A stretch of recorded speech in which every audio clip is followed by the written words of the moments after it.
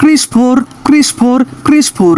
আরে কবে আসবে ক্রিস 4? এসব প্রশ্নের উত্তর দেবার সময় এখন নয়। ওকে, জাদুর এন্ট্রি, ডক্টর আরিয়ার কামব্যাক, টাইম ট্রাভেল, এমনকি পাশের বাসার আন্টিদের এমনটা দাবি সিনেমাতে থাকবে দুইটা ক্রিস, একটা ভালো আর একটা হারামজাদা। কি বললি তুই?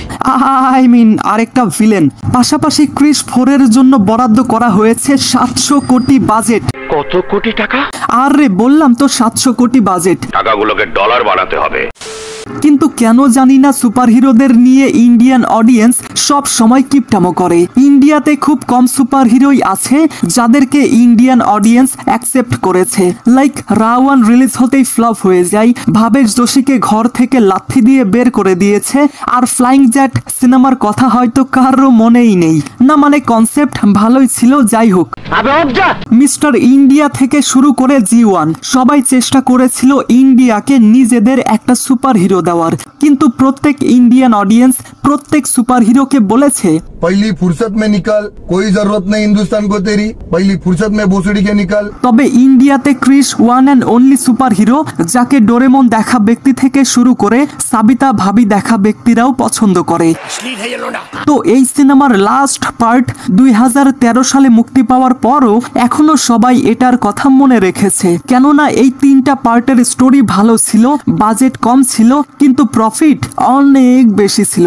আর তাছাড়াও ঋত্বিক রোশনের ক্যারিয়ারও এই সিনেমাটির কারণে শক্তপোক্তভাবে সেট হয়েছিল। বাই দ্য ওয়ে, যদিও তার অ্যাক্টিং স্কিল অনেক ভালো, অনেক বেটার জানি। তো লেডিস অ্যান্ড ল্যাডাস, I mean ladies and gentleman, তো আজকের এই ভিডিওতে আমি 3টা অংশ নিয়ে কথা বলবো যেগুলো ক্রিস 4 কে মুখ থুবড়ে পড়া থেকে বাঁচাবে। তবে ভিডিওটা শুরু করার আগে চ্যানেলটা সাবস্ক্রাইব করুন। আরে বাহ, আপনাকে থ্যাংক ইউ। বলা হচ্ছে এই সিনেমার বাজেট অ্যাপ্রক্সিমেটলি 700 কোটি, যেটা হিউজ, অনেক হিউজ। কেননা দেখুন, ক্রিসের বাজেট ছিল 40 কোটি, ক্রিস 3-র বাজেট ছিল 95 কোটি, আর ক্রিস 4-এর বাজেট সোজা 700 কোটি, যেটা এই সিনেমার জন্য পজিটিভের পাশাপাশি as well as very dangerous negative পয়েন্টও। কিভাবে? আচ্ছা বলছি কিভাবে। ইন্ডিয়াতে যখনই কোনো সিনেমাকে এত বড় বাজেট দেওয়া হয়, জানি না তাদের কি হয়, তারা সেই বাজেটকে সঠিকভাবে ইউটিলাইজই করতে পারে না। সিনেমার প্রত্যেকটা জিনিসকে সিজিআই আর ভিএফএক্স দিয়ে বানানোর চেষ্টা করে। রিয়েল লোকেশনে যাওয়ার কথা উঠলেই তারা কেন জানি না ডোরেমনের সেই নবিতার মতো অলস হয়ে যায়। আর রে কে যাবে এত রোদে? এত রোদে গিয়ে শুট করলে তো এই ফর্সা রং তো কালাহ জায়গা, গ্রিন স্ক্রিন আনো, স্টুডিওতে শুট হবে, মানে কি একটা অবস্থা। আর এটারই ডিফারেন্স আপনারা ক্রিস এবং ক্রিস 3-তে দেখেছেন। ক্রিসের অ্যাকশন সিকোয়েন্স অনেক বেশি অথেন্টিক এবং তার চারপাশের এনভায়রনমেন্ট একটু বেশি রিয়ালিস্টিক মনে হয় এবং সেই হ্যাভিনেস কোথাও না কোথাও ফিল হয়। দেয়ার ইজ নো ডাউট যে ক্রিস 3-র অ্যাকশন সিকোয়েন্স অনেক স্ট্রং ছিল, কিন্তু এই সিনেমায় অনেক সিকোয়েন্স কেন জানি সুন্দরভাবে গোছানো মনে হচ্ছিল না। যেমন লাইক এই সিকোয়েন্সে এইসব সিভিলিয়ানসদের দেখে মনে হচ্ছিল যে তারা কোনো বিজ্ঞাপনের শুটিং করছে। ওভার অ্যাক্টিং এর জন্য 25 টাকা কেটে নাও তো, और 50 रुपया काट ओवर एक्टिंग के वजह। আর এটা এই কারণেই মনে হচ্ছিল কেননা এটার প্রিভিয়াস পার্টে এটা রিয়েল লোকেশনে গিয়ে স্টান্ট পারফর্ম করা হয়েছিল। ঋত্বিককে সত্যি সত্যি বিল্ডিং এর সঙ্গে বেঁধে তারপর শুট করা হয়েছিল। ঠিকই শুনছো, ভুল কিছু শোনো। কেননা তৎকালীন সময়টাতে ইন্ডিয়াতে ভিএফএক্স এর তেমন একটা উন্নতি ছিল না, আর ক্রিস 3-তে বেশিরভাগ সিকোয়েন্স গ্রিন স্ক্রিনে শুট করা হয়েছে। আর এখানে শাহরুখ খানের রেড চিলিজ এন্টারটেইনমেন্ট ভিএফএক্স এর কাজ করেছিল, তাই বেঁচে গেল। আদারওয়াইজ আপনারা তো আদিপুরুষ দেখেছেন, তাই না? আর এখন যখন এটার 4th পার্টের বাজেট 700 কোটি ধরা হয়েছে, এখন সবাই এটা নিয়েই ভয় পাচ্ছে যে এরা নিজেদের ত্বক রোদ থেকে বাঁচানোর জন্য সবকিছুই না গ্রিন স্ক্রিনে শুট করে। ওইটাই তো সবচেয়ে বড় চিন্তা। ভালো রেজাল্টের জন্য শুধু ভালো ভিএফএক্স এবং টেকনোলজি যথেষ্ট না, বরং আপনি সেটাকে কিভাবে ইউজ করবেন সেটাই সব থেকে ইম্পর্টেন্ট। সেটা আপনার ভিশন বা চিন্তা ভাবনার উপর ডিপেন্ড করে, যেটার এক্সাম্পল হিসেবে আপনি রাওয়ান সিনেমার এই ট্রেন সিকোয়েন্সটা দেখতে পারেন, যেটা অনেক বেশি রিয়েল মনে হয়, কেননা এখানে ভিএফএক্স এর সঙ্গে সঙ্গে রিয়েল লোকেশন এবং প্র্যাকটিক্যাল ইফেক্টসও ইউজ করা হয়েছিল, যেটা পুরোপুরি ভিএফএক্স এর উপর ডিপেন্ডেন্ট ছিল না। এই তো লেটেস্ট নিউজ। দেখুন 700 কোটি বাজেট অনেক বড়, যেটাতে তারা আমাদের অনেক কিছুই দেখাতে পারবে। ব্যাস সবকিছু দেখানোর চক্করে সবকিছুই না ভিএফএক্সেই দেখিয়ে দেয়। কেননা দেখুন কিছুদিন আগে ঋত্বিক রোশন একটা ইন্টারভিউতে বলেছে জাদুকে তারা নাকি সিজিআই এর মাধ্যমে তৈরি করতে চলেছে। আবার এমনটা না হয়ে যায় যে আমরা সিজিআই এর ম্যাজিক দেখব। কি মজা লাগতাছে? এখন চিন্তার বিষয় ভিএফএক্স করবে কারা? কেননা ক্রিস 3 ভিএফএক্স এর কাজ শাহরুখ খানের প্রোডাকশন হ্যান্ডেল করেছিল, যেটা সত্যি বলতে wow, amazing and brilliant, specially building এর এই সিকোয়েন্সটা। তাই নাকি? তো এখন প্রশ্ন হচ্ছে এখানে দায়িত্ব কারা নেবে? আর হ্যাঁ বলে রাখি, ক্রিস 4 এর সঙ্গে অফিসিয়ালি যুক্ত হয়েছে ওয়াইআরএফ অর্থাৎ ইয়াশ রাজ ফিল্মস। তো সেই হিসেবে হতে পারে তারাই এই দায়িত্বটা সামলাবে। মিলিনি আমার কথা না? আচ্ছা, এটা তো হয়ে গেল ভিএফএক্স এর কথা, যেটা ছাড়া একটা সুপারহিরো সিনেমা ইনকমপ্লিট। এবার এমন একটা জিনিস নিয়ে কথা বলবো যেটা ছাড়া সুপারহিরো সিনেমা তো দূরের কথা, কোনো সিনেমাই তৈরি হয় না। শুনলে তুমি চমকে যাবে। Yes, I am talking about story. একটা সিনেমাতে যদি বেস্ট ভিএফএক্স থাকে কিন্তু সেই সিনেমার স্টোরি যদি কার্টুনের মতো হয় তাহলে সেটা শিওর ফ্লপ হবে। তাও সত্য। যেমনটা শোনা যাচ্ছে যে ক্রিস 4 ডিরেকশন দেবেন ঋত্বিক রোশন, আর সে এটাকে কিভাবে ডিরেক্ট করবে এটা নির্ভর করে এটার স্টোরির উপর।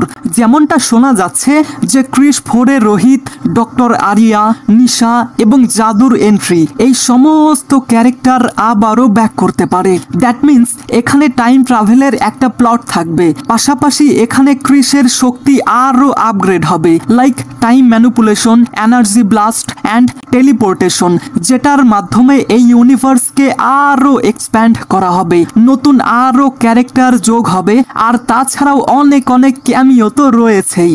ইন্টারেস্টিং। আর কই মিল গায়া সিনেমার এই বাচ্চা গ্যাংয়ের কথা মনে আছে? তাদেরকেও দেখা যেতে পারে। আর পাশাপাশি ঋত্বিক রোশনের ডাবল রোল তো রয়েছেই।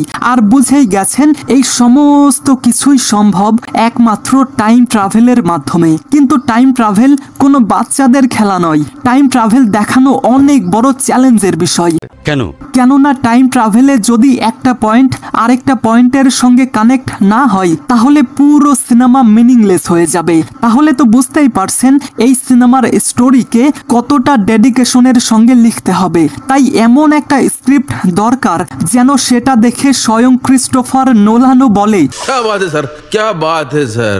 আর সত্যি বলতে 2013 সালে ক্রিস 3 দেখার পর অডিয়েন্সরা এত সুপারহিরো সিনেমা দেখেছে যে তাদের এখন এই সিনেমা থেকে এক্সপেকটেশন অনেক গুণ বেড়ে গেছে। তাই যদি অডিয়েন্সকে ইমপ্রেস করতে হয় তাহলে শুধুমাত্র ভিএফএক্স নয়, দরকার একটা স্ট্রং স্টোরি। সঠিক বলেছেন। এবার বলবো সিনেমার লাস্ট এবং গুরুত্বপূর্ণ পয়েন্ট, যেটা আমার অনেক ফেভারিট, আর এটা হলো সিনেমার গুরুত্বপূর্ণ পয়েন্ট এবং এটার মাধ্যমেই আমরা একটা সুপারহিরোর ভ্যালু বুঝতে পারি। সেটা হলো সুপারহিরোর সঙ্গে টক্কর দেওয়া super villain. Oh I see. একটা সিনেমাতে যত বড়ই সুপারহিরো থাকুক না কেন, সিনেমাতে তাকে টক্কর দেওয়ার মতো যদি পাওয়ারফুল একজন ভিলেন থাকে তাহলে সেটা দেখে পাগলু ডান্স করতে মন চাই। সেটা ভিলেনই যে ডিফাইন করে একটা হিরো কতটা ভ্যালুয়েবল এবং সোসাইটিতে তার কতটা ইম্পর্টেন্স। যেই কারণে ক্রিস 4 এ একজন পাওয়ারফুলের পাশাপাশি একজন ডিটেইলড ভিলেনকে আসতে হবে। তার মানে সে ক্রিসকে এমন ভাবে মারবে যে যে যে যে এখন মনে পড়ছে না, পরে বলবো। পরে কিন্তু বললেন। এবং মার খাওয়ার পর ক্রিস যখন আবার কামব্যাক করবে সেই সিকোয়েন্সটা দেখতে অনেক মজা লাগবে। আর যেমনটা শোনা গেছে এই সিনেমার ভিলেন শুধু ব্যাডই নয়, বরং সে টাইম ট্রাভেলের মাধ্যমে অনেক কিছুই ওলট পালট করবে। তার মানে সে টাইমকে কন্ট্রোল করবে। সোজা বাংলায় বলতে গেলে সে অতীতকে পাল্টানোর চেষ্টা করবে, যাতে কৃষ্ণা যেন কখনোই ক্রিস হতেই না পারে। আপনি কি বলছেন? তো এখন প্রশ্ন আসে, ক্রিস 4 এ ভিলেন কে। যেমনটা আমি আপনাদেরকে শুরুতেই বলেছিলাম, এই সিনেমাতে দুইটা ক্রিস থাকবে। জাস্ট একবার ভাবুন, ক্রিস ভার্সেস ক্রিস। সিনেমার ক্লাইম্যাক্সে কি হতে চলেছে, ক্যান ইউ ইমাজিন? বাবা ওভারঅল ক্রিস 4 এমন একটা প্রজেক্ট, সেটা যদি সাকসেসফুল হয় তাহলে এটাতে কোনো সন্দেহ নেই যে ইন্ডিয়ান সিনেমার পক্ষ থেকে আমরা আরো কিছু সাকসেসফুল সুপার হিরোদের দেখতে পাবো। তবে অফিসিয়ালি এখনো জানানো হয়নি যে ক্রিস 4 কবে মুক্তি পাবে। আচ্ছা, তো গাইস, এই সমস্ত কিছু জানার পর এই বিষয়ে আপনার কি মতামত, এবং আপনিও কি আমার মতো এই সিনেমার জন্য এক্সাইটেড? আপনাদের যে কোনো মতামত কমেন্টে জানাতে পারেন। ঠিক আছে থ্যাঙ্কস ফর ওয়াচিং গাইস।